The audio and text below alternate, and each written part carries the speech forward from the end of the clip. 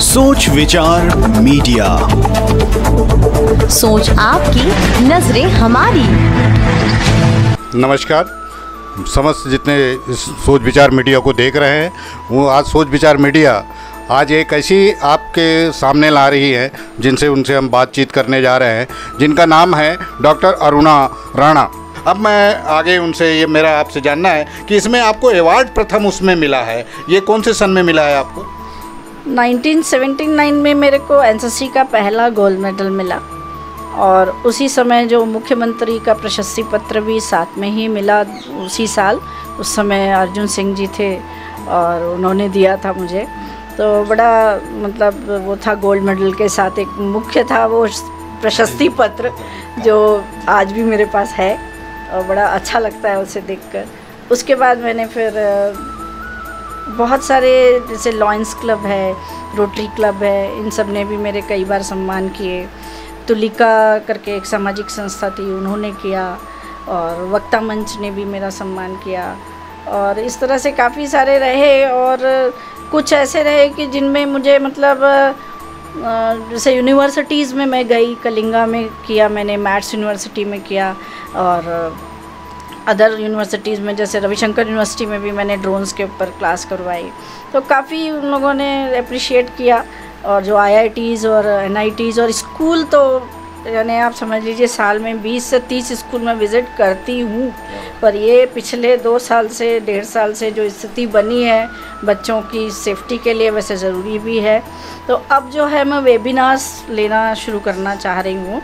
और जून में मैं वेबिनार डालूँगी ताकि बच्चे जो वंचित हैं उस थ्रिल से, और जो फ्लाइंग का जो थ्रिल है, जो एविएशन का जो थ्रिल है, वो मिस कर रहे हैं, तो वो उनको मिलता रहे। प्लस जो टेक्निकली देखिए, छत्तीसगढ़ में यूनिवर्सिटीज़ हैं, इंजीनियरिंग कॉलेजेस हैं, बहुत सारे हैं, मगर फिर भी मुझे खेद है ये कहते हुए कि प्रैक्टिकल के लिए उनके पास कुछ नहीं है।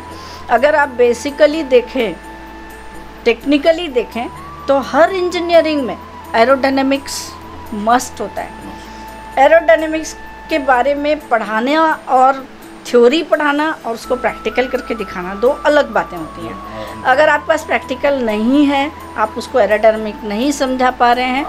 हर शेप, हर चीज़ दुनिया की एक एरोडायनेमिक शेप में होती है तो ही सक्सेस होती है। अगर कारें जो पहले ज़माने में आती थीं उनमें एरोडायनेमिक नहीं होता था तो वो पेट्रोल ज़्यादा खाती थी। अब एरोडायनेमिक हो गए हैं, शेप्स आप देखिए कंप्यूटर से कैसे कैसे डिज़ाइन बनाते हैं, वो एरोडायनेमिक फॉलो करते हैं। जिन बिल्डिंग्स का एरोडायनेमिक सही नहीं होता है वो आंधी तूफान में गिर जाती हैं, ठीक है।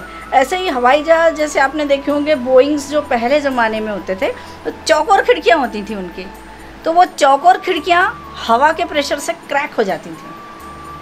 तो बाद में आपने देखा होगा फ्लाइट्स में, आप जो एयरक्राफ्ट में ओवल शेप की होती है, उससे क्या होता है, एयर का प्रेशर बराबर मेंटेन होता है।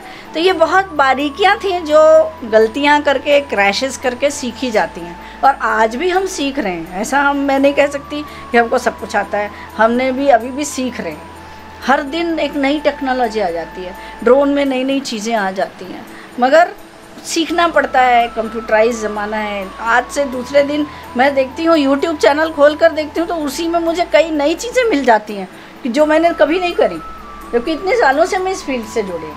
तो जब मैंने PhD करने का सोचा, उस टाइम पे तो सिर्फ फिक्स विंग मॉडल्स थे जो रिमोट कंट्रोल से उड़ते थे, उसमें कैमरा लगाने की भी जगह नहीं हुआ करती थी। अब भारी भरकम कैमरा तो हम लगा नहीं सकते थे, पर 2002-03 में एक डिजिटल कैमरा आते थे उस समय, छोटे वाले। अब उसमें और कोई ऑप्शन तो हम ले नहीं सकते थे, रिमोट में ऊपर उड़ रहा है, अब हम उसको कैसे चेंज करें।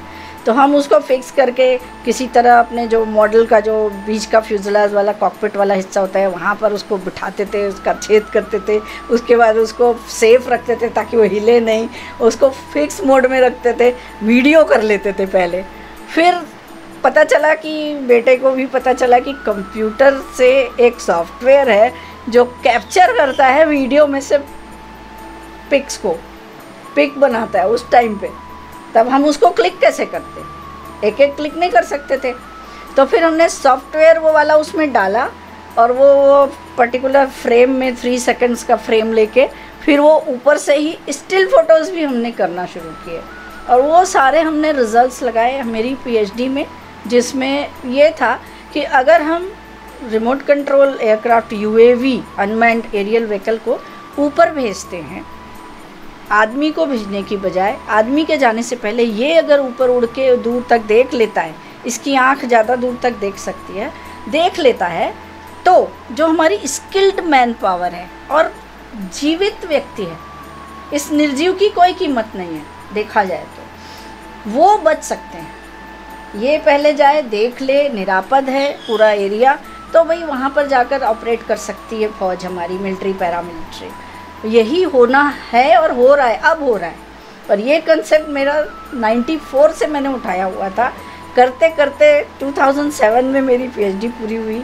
सर्कमस्टांशियली थोड़ा लेट हो गई, पर वो मैंने किसी तरह इसको पूरा किया। और उसमें 2 ही मुद्दे थे कि अगर इसे भेजते हैं तो टाइम बचता है, पैसा बचता है, ह्यूमन लाइफ बचती है। सबसे बड़ी बात है कि इंसान की ज़िंदगी, अगर कोई प्रमोद है और वो मर जाता है तो हम प्रमोद पैदा नहीं कर सकते, हम उसको रिप्रोड्यूस नहीं कर सकते। पर एक ड्रोन क्रैश हो जाता है, अगर वो गिरा भी देता है, नक्सली हो या आतंकवादी हो, अगर उसे गिरा भी देता है, शटडाउन भी हो जाता है, तो वो हम दोबारा प्रोड्यूस कर सकते हैं। बस इन्हीं 2 मुद्दों पर मैंने काम किया कि इसमें पैसा कितना खर्च होता है, इसमें कितना खर्च होता है, अगर आदमी मर जाता है तो कितना पैसा खर्च होता है। आदमी तो हम रिप्रोड्यूस कर ही नहीं सकते, एक अपूर्णीय क्षति हो जाती है, मनुष्य चला जाता है, उस परिवार का सामाजिक तौर पर बहुत बड़ा नुकसान होता है।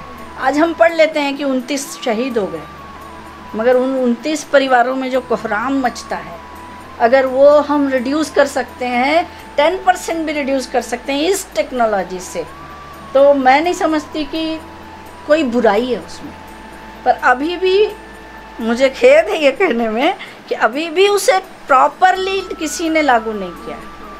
छत्तीसगढ़ पुलिस ने मेरे साथ काम किया है, मैं उनके साथ काम की हूँ, उनको कुछ मैंने दिए भी हैं, ट्रेनिंग भी दी है बंदों को, सीआरपीएफ के बंदों को भी ट्रेनिंग दी है, सीआरपीएफ में भी प्रेजेंटेशन दिए हैं। और बाकी तो अब चल रही है, काफ़ी डेवलप हो गई हैं चीज़ें, अब आ रहे हैं ड्रोन्स और इस्तेमाल भी हो रहे हैं, उसका रिज़ल्ट भी मिल रहा है उनको। मुझे बड़ी संतुष्टि है, आत्मसंतुष्टि, कि कम से कम जो मैंने इनको पुश करती रही, नॉक करती रही हमेशा कि इसको करिए, बात होती रही मेरी पुलिस में भी, सीआरपीएफ में भी, इवन सीएम साहब से भी बात हुई थी मेरी। तो ऐसे उन्होंने यूज़ करना शुरू किया है और काफ़ी अच्छा फ़र्क अब पड़ रहा है। और इस टेक्नोलॉजी से बहुत अच्छा, बहुत कंफर्टेबल टेक्नोलॉजी है, कोई कठिनाई नहीं है इसमें। आप बहुत कुछ कर सकते हैं, मैपिंग कर सकते हैं, सर्वे कर सकते हैं। इवन जो मैपिंग आप सैटेलाइट से प्रॉपर नहीं मिलती, एक्यूरेट नहीं मिलती, वो इससे मिलती है, वो भी हम करते हैं। मैपिंग भी हम करते हैं और एग्जैक्ट मैपिंग आपको मिल सकती है। बड़ी विस्तार से हमारे जो बच्चे लोग जो भी साइंस ले रहे हैं, वो जो आज चर्चा हो रही है वो काफ़ी गंभीर मुद्दे पे और जो आज की आवश्यकता है, ऐसे बिंदु पर आज चर्चा डॉक्टर अरुणा ने कहा है कि ड्रोन की आवश्यकता कितनी अच्छी है, ज़रूरत है, और हम कितने आहतों से बच रहे हैं। और आवश्यकता की आज जो जननी होती है, वो आवश्यकता की जननी को समझा और आज इस चीज़ को हमारे सामने उन्होंने विस्तार से बताया है। अपने आप में एक और बहुत प्यारी चीज़ कहा कि हमारे बच्चे फ्लाइंग जो सीखने वाले जो आज वो उनके मैं क्लास नहीं ले पा रही हूँ, आज वो उस पर भी उनको और बच्चों का जो होता है और जो टेक्निकल शिक्षण कैसा होना चाहिए और सारी बातें बड़ी बेहदता और विस्तार से बताया है। और साथ में हम अब चलते हैं कि उन्होंने जिस प्रकार से ड्रोन की और पारी अपनी तन्मयता से हम इसकी ओर सोच विचार मीडिया की ओर से और स्वाभिमान संस्थान की कि आपने ये जो ये ड्रोन का बनाया और जो विकास का आविष्कार किया, इसके लिए हम आपको धन्यवाद साधु। तो हमार छत्तीसगढ़िया मन में कथाओं सबले बढ़िया हो, तो सबले बढ़िया बन के भी दिखाए के ज़रूरत पड़ी आगू जाके। तो सब मन ला दिखाना है कि हमार छत्तीसगढ़ के लइका मन हा घलो ये टेक्निकल फील्ड ले संसार में नाम ला कमाही। और यही मोर आप मन ले प्रार्थना है कि हमार चैनल ला सोच विचार ला लाइक करो, सब्सक्राइब करो और हमन ला बढ़ावा दहू, तबे हमन आप मन बर और नवा नवा चीज़ लेके आबो, जानकारी लेके आबो।